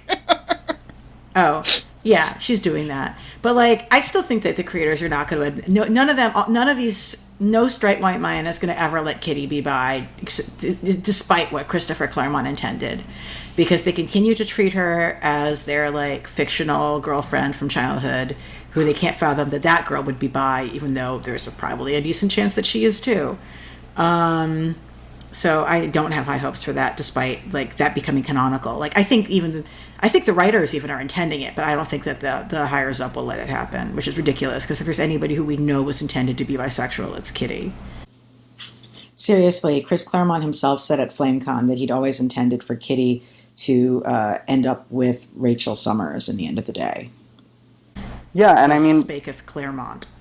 we're also seeing like, I mean, Mystique is a character who has also had like a notoriously complicated relationship with sexuality in the comic books, where like Nightcrawler was supposed to be the child of her and Destiny, but they had to change it, and they're like, all right, let's make Azrael. This is his dad now, this weird demon mutant, and also there are angel mutants, and that was a whole mess. But oh my god. And I also liked that. Well, they had Destiny and Mystique kiss on panel finally recently. Yeah, for the first time this goddamn year. Yeah, I think. But I mean, there's another like implicitly queer character who has been treated as not queer, even though it's been like word of God and creators' intentions, but editorial has gotten in the way of it. Yeah, I don't know. I don't know if they're actually going to like do something. And that is who? Wait, what was that? Sorry, who was the character who's word of God queer, but people haven't let them do it? Oh, I mean, Mystique until recently. Right. Yeah. Oh, yes, Mystique. Yeah, Mystique and like her wife, Destiny, her ancient Destiny. wife. Yeah. Irene Adler. Yeah. Yeah. I don't know. I'm admittedly very hopeful about Dawn of X, this new Dawn, but I also am like prepared for editorial to get in the way or someone to mess something up. They certainly have made it a thing that like Mystique's ask was like, you're bringing back Destiny, or I'm not helping. So, the gun is on the mantle. Chekhov's lesbian couple, yeah. Yep.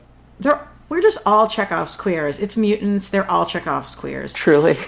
Yeah, I mean, they're going to try, and hopefully with Hickman in a leadership role, because he's a white man, maybe editorial will listen to him, and we'll get to have more gay things. Yeah, and maybe it'll be a little bit more elegant than the Iceman situation.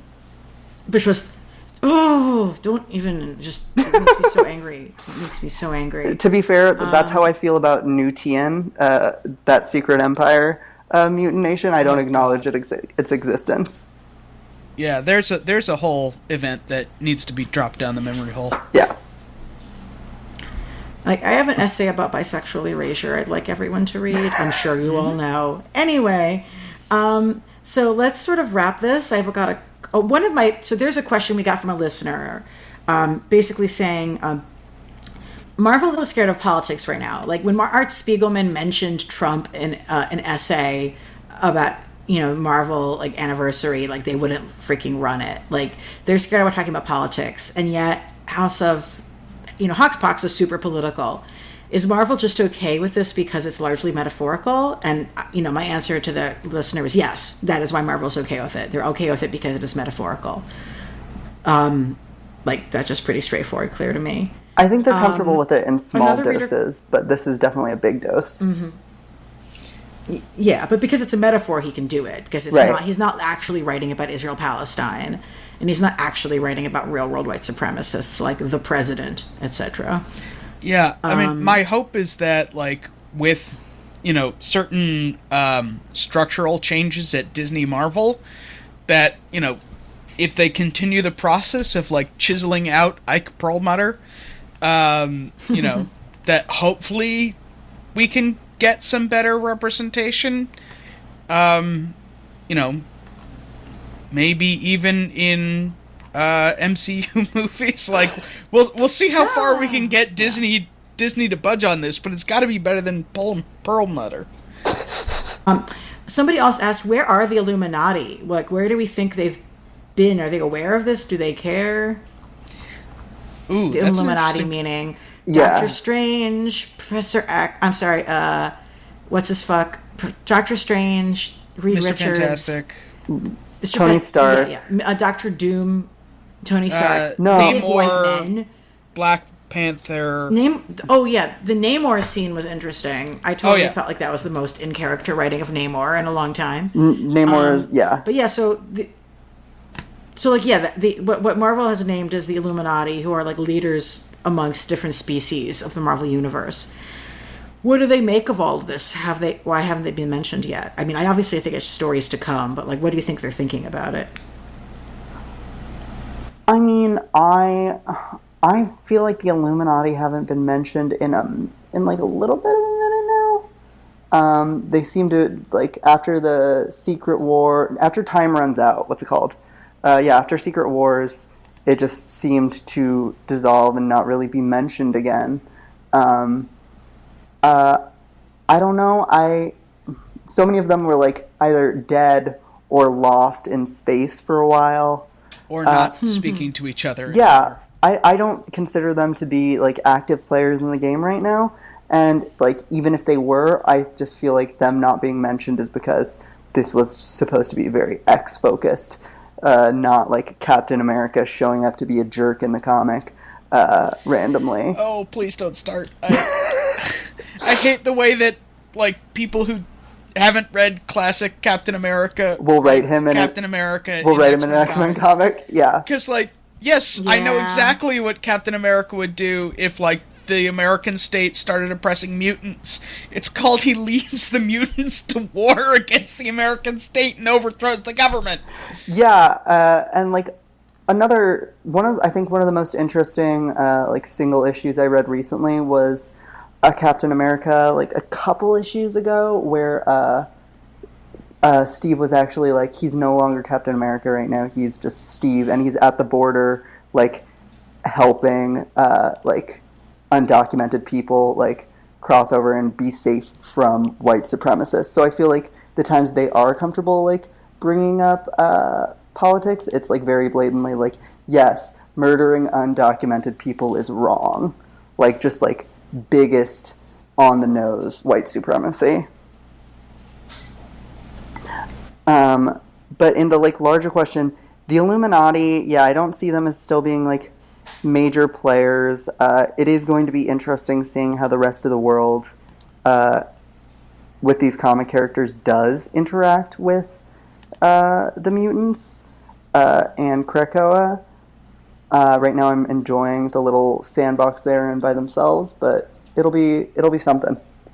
Yeah, that's going to be interesting because it's, Storm has played a really big role in a recent, Coates run. Like, she's actively worshipped as a goddess Yeah. in Krakoa. That's a whole nother thing, you know. So yeah, I'm looking forward to that too. I mean, I'm not surprised that Doctor Doom doesn't want to let, you know, mutant drugs into Latveria, but he, you know, generally I don't think he'd let like outside broadcast television in. So he's got his whole like, you know, no, only my science. Victor's complicated. Yeah, but another thing that's going to be really interesting, like the Inhumans. You know, Scott has put his house on their front doorstep. Who? Yeah. but my favorite joke. Like, my favorite joke is basically like, okay, so, you know, Scott moves next door and now he's part of like a poly couple or throuple pod, whatever. Like, is he just like the swinger neighbors who like they hide from and they don't answer the door when he rings the doorbell? I like that idea. That's amazing. Medusa's like, Blackagar, we have to answer the door at some point, and he doesn't say anything. Blackagar says nothing, as per usual. Yeah. Aw. Actually, one other thing, I was talking with, golly, I forgot who would point it out. Does Jean really want to live on the moon? Because, like, the moon is not Jean's happy place. It's a charged place. This is where she died. What is it? Does she not know that in this timeline?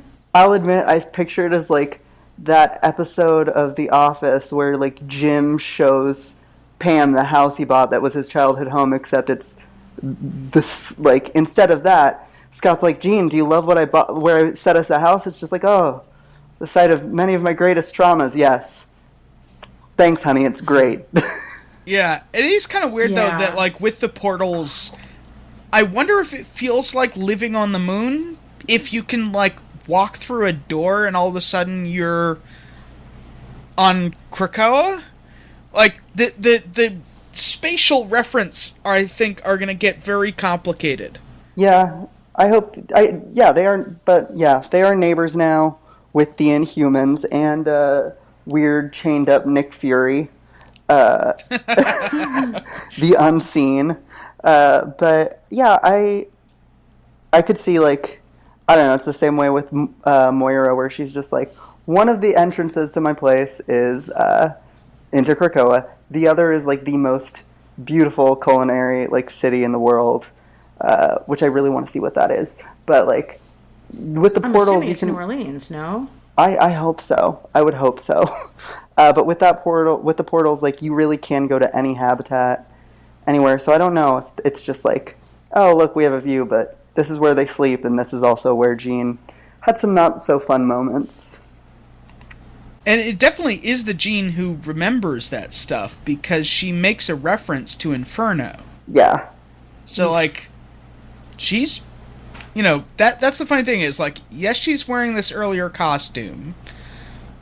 She doesn't seem as powerful, but she clearly has these memories. Yeah, I'm really excited to see. I'm in general not super loving how Hickman is handling Jean, as many people are feeling, and I'm excited to see. I think it's Ben Percy doing, because she's going to be a big part of X-Force, I believe. Yes. I'm excited to see, like, her in how, like, that'll be handled. That's shaping up to be an interesting team. Well, I've liked Storm. I mean, there wasn't enough Storm in Hoxpox, but what Storm there was quite good. And then I have read Marauders. Marauders is great, folks. I'm really excited for you to get to check it out. Storm is great there. The color artist on Marauders drew her looking white, practically, with the coloring on her skin. And her skin is far too light in too many of these comics in general, even though, like, she's drawn looking black, but her skin is just very fair. So I want to flag that. But characterization-wise, I think they've done good work with Storm. Yeah, I think that it's not that there, like, haven't been any strong, like, women character moments, like, strong characterization of, like, female characters in Hoxpox. I think there have been. I just think Jean hasn't seen it. Yeah, like, No, she it's hasn't. pretty clear Hickman gets Emma and, like, her voice way more than he does Jean. Yeah, I think he said that Emma is definitely one of his favorite characters, and he's been using her, like, I think, like, aside from the, like, main triumvirate of, like, Moira, Magneto, and Professor X, like, she has been featured pretty heavily. And she's been great, but, like, I don't understand why they decided she was no longer going to be the Black King and acted like it never happened, and then she was always the White Queen. I love that they have Emma Frost, you know, running the above-the-board business machinations. That's, like, a great use of Emma Frost. But the fact that he felt like he needed to bring Sebastian Shaw to run the black market side of the business, Sebastian Shaw, who raped Emma Frost and is just completely evil, I think is an insult to her and to mutants who could be running the Black Ops, who aren't rapists of Emma Frost. I think that, like, in story, like, that insult is, like, fully seen by Emma and, like, acknowledged as being, like, really? I just got rid of him, like, I like that my favorite thing about this series is that Charles and Magneto and Moira, none of them are painted as being, like, right all the time. No one is objectively correct and making the decisions that are, like, their decisions are, like, objectively the best for everyone. They're just making the decisions they think matter and, like, coming with all these compromises and uncomfortable interactions. I think that's, like, what I've really appreciated about it, that it's not painted as black and white, like, oh, you do need him. Like, no, she doesn't need him. And it's demeaning that Xavier and Magneto think that she does need him. But, like, they could have had someone else who is also, like, a dark figure run that, who didn't abuse Emma Frost. But, The Thieves Guild folks are right there, you know? just have Remy call Maybe them. not Remy It's himself. easy. Not Remy himself. He doesn't quite have his shit together, but, you know. Yeah, I was gonna say, the Thieves Guild can do some great work. I'm not sure that Remy could organize a ham sandwich. No. God So bless him. I have my own theory about Sebastian Shaw, and I'll be very interested to see if this plays out, which is, I think he's there as a patsy. Yeah, I can see That if they get caught, they can be like, oh no, this guy that we all think sucks. You know, we had no idea that he was doing this thing that we totally knew about the whole time. Okay, Mutant Justice, he's in the oubliette now. Like, you know, Sabretooth moved, a little bit over that way. Yeah, I think it's like this similar thing with, like, I mean, they acknowledge it in the book where they're like, yeah, we want you to be the face of this, and, like, he's going to run, like, we can't have you dirty your hands with this because, like, we need you to be, like, our legitimate business front. Yeah, a legitimate business. Yeah, like in a very Godfather-y tone. Yeah. And I do think it's interesting that, like, Emma's counterplay is to recruit Kitty. Yeah, I love it. Yeah. You know, I love because, her, and I love it. you can say a lot of things, but, like, no, Kitty Pryde is not going to listen to a word that Sebastian Shaw says. Yeah. Like, she's probably going to punch him in the face a whole lot, I hope. And, like, yeah, I do really like that, like, Emma comes out on top, which is her truly the position she's most comfortable in. Sorry, I had to make a joke about how Emma Frost is a top because it's just a true statement. It's a true statement. Yeah, no, her and Jean are top for top. It's the only true top for top relationship. But yeah, I like that Emma has really gotten the benefits of all this situation where it's like Sebastian just gets to come back for now. And, like, his suggestions at the table on the Quiet Council aren't even considered. They're like, no, we don't get to, like, deforest Krakoa. That's not how it works. Sit down, you're just here to fill a seat. Yeah. Whereas, like, Emma is getting a 50-year, like, exclusive trade deal. Mm-hmm. If Krakoa lasts 50 years. Knock on wood. Totally. Well, I think that's a great last word on it. Is there anything else that folks want to hit up before we go? Nope, I'm good. No, I'm good. Well, let our listeners know where they can find more of your illustrious work, Chingy. I can be found on internet and Twitter and Instagram as The Gay Chingy. The Gay Chingy. Chingy. I love it. And Stephen, where can our listeners find your work? So you can find me on Twitter at Stephen Atwell. You can find me on WordPress and Tumblr as Race for the Iron Throne.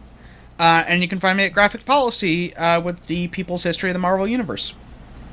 Woohoo. Yeah, and you had a really good set of things on Tumblr about Hoxpox. And yes, Chingy, which you have hopefully will soon be too. being Yes. mass posted onto Graphic Policy once I've actually finished. I have 2 essays left to go. Yes, I'm also writing something on Hoxpox, which will be up soon. I'll be posting about it on social media, so just follow me there. Fabulous. And I, Ilana, am at ELANA_Brooklyn on Twitter, a little bit much. And we will be continuing the Hoxpox conversation soon. Spencer Ackerman wanted to be able to join us tonight and is dealing with an emergency, but he'll be back and he will be talking with him about the Dawn of X books in probably in about a month, once that whole initial lineup of new titles is out, and we'll get to geek out with him about those. So thank you, listeners. We are on Spotify, SoundCloud, iTunes, Blog Talk Radio, everywhere you are. Come back next week and keep it geeky.